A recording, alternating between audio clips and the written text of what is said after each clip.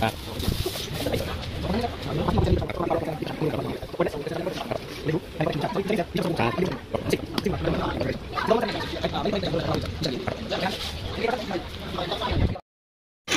mga kabishi natin dyan, mga kapatid lovers natin dyan. Ayan, at pupunta nga pala ng Tansa Market ang aking may husband.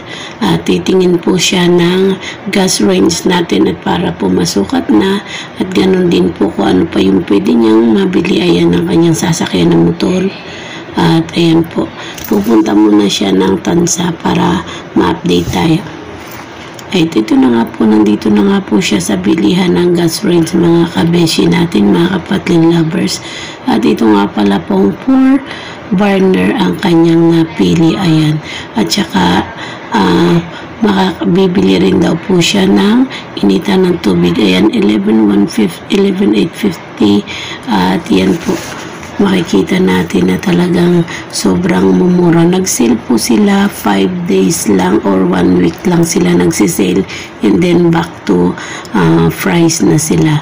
Kaya yan po ang napili po nila, niya ay kulay white para naman daw po kaiba at mabilis linisin, hindi dumihin siya.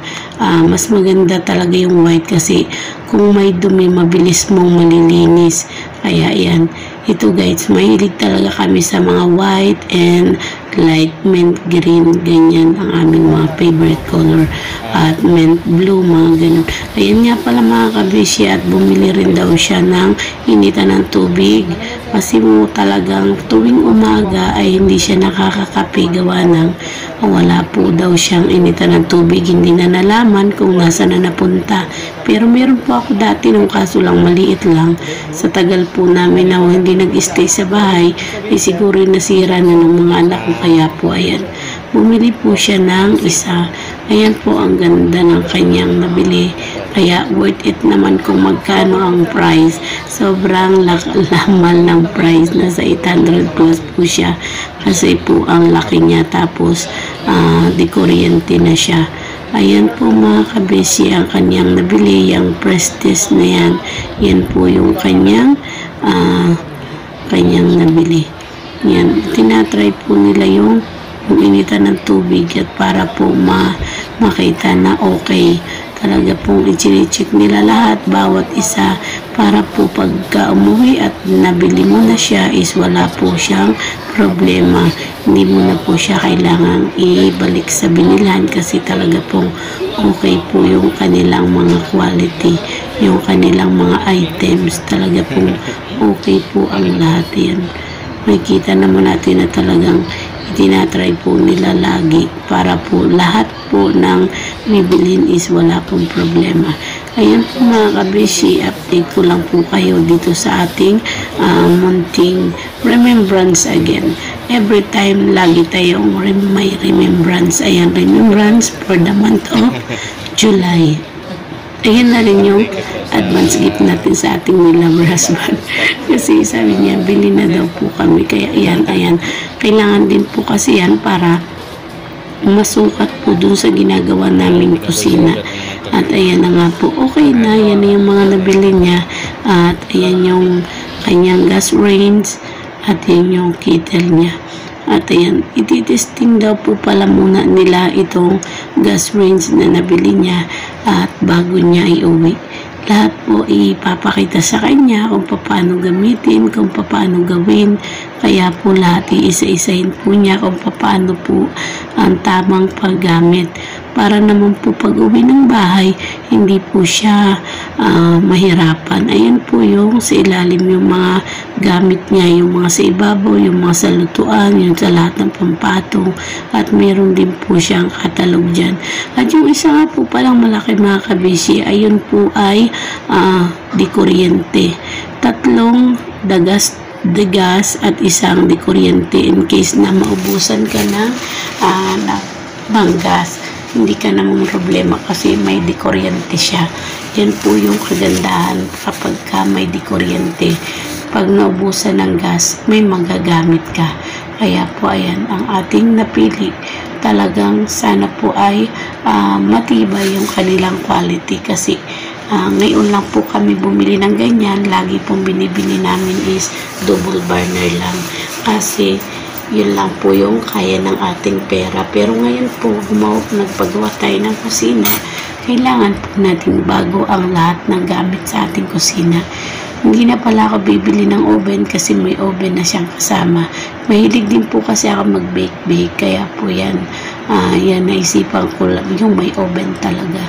Dati ko pang naiisipan, kaso lang separate yung oven na naisip ko. Tapos yung gas tube na aking gusto, yung nakapix na siya sa semento. Kaso po ay wala po silang mahanap na ganun. Meron naman po sa mga TikTok, kaso lang ay ang mamahal po. Tapos hindi ko po sure kung ano siya legit. Dahil ganun nga po, sobrang mahal niya. Tapos ilan lang yung bumibili. Hindi ko alam kung bakit unti lang yung nabili o dahil ba kamahalan siya, gawa ng sobrang mahal kaya unti lang yung nabili. Pero hindi rin po natin alam kung legit siya o hindi kasi mayroong 13 sold out, mayroong 9 sold out. Ayan nga po pala daw yung ihawan, tuhugan ng manok kapag maglilitsyon ka, pinakita ng aking asawa. Ayan, napakamura po dyan pala sa Tansa yung mga bilihan ng appliances. Bagong ano po siya. Ayan, 12, ilan yun? 12,599 pala ang price niya. 12,599 ang price ng ating nabiling burner. Ayan, 12,900. Yun po yun. Tapos yung isa naman ay 813. Ayan po. Kaya talagang umabot siya ng nasa kulang 14,000 po yung nabayaran gawa ng dalawang items. Ayan. At least po may remembrance po tayo. At sana po ay ganun din po sana ang inyong gawin. Ayan. Nauwi na nga po pala ng asawa ko sa aming bahay. At ayan, binibidyo niya po para makita ko. Ayan. Kita po ninyo. Talaga ang lawak ng loob.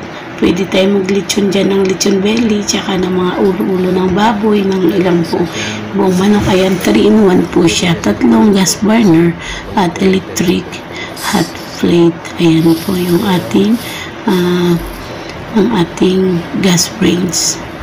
Okay na po. Yan lang po yung ating update for today. At sana po ay natuwa kayo at meron na naman tayong bagong collection.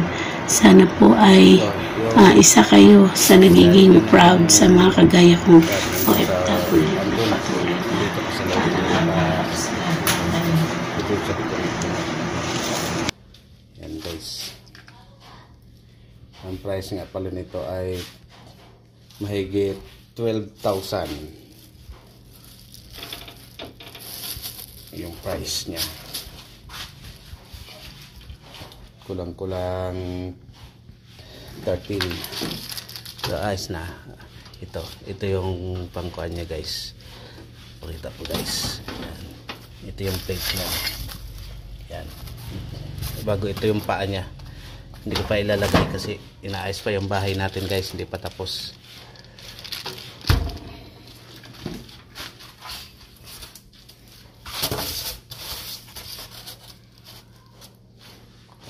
Okay guys, sarado na natin. Tapos bumili din pala ako ng isang heater. Yan, electric.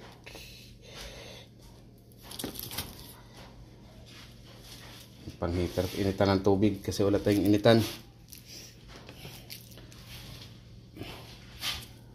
Okay guys, thank you.